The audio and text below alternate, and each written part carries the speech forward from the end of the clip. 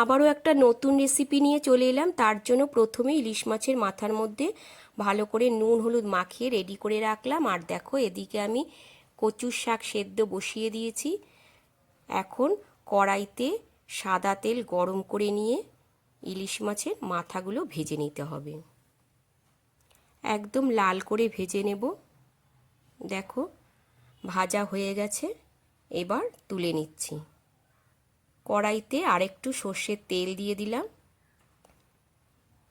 এখন দিয়ে দেব দুটো শুকনো লঙ্কা আর একটা তেজপাতা,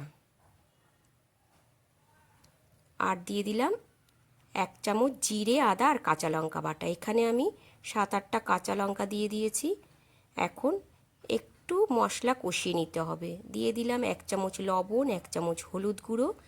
হালকা একটু মশলা কষিয়ে নিয়ে তারপর দেখো এই যে জল ঝরিয়ে রেখেছি, এবার আমি শাকটা দিয়ে দিচ্ছি।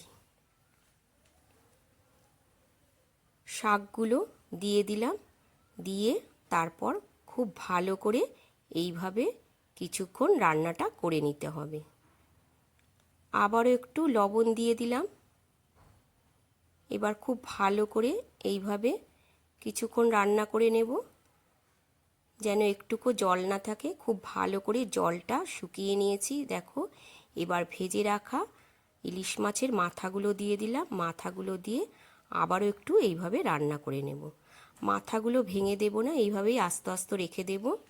দিয়ে কিছুক্ষণ এইভাবে নাড়াচাড়া করে নিচ্ছি। নিয়ে একটু মিষ্টি দিয়ে দেব, 1 চামচ একটু মিষ্টি দিয়ে দিলাম। দিয়ে আবারও একটু নাড়াচাড়া করে নেব। খুব ভালো করে মিষ্টিটা মিশিয়ে নিচ্ছি। একদম মেশানো হয়ে গেছে। দেখো জল একদম নেই, খুব ভালো করে জলটা টানিয়ে নিয়েছি। এবার নামিয়ে নেব। তাহলেই রেডি হয়ে গেল আজকের রান্না ইলিশ মাছের মাথা দিয়ে কচুর শাক।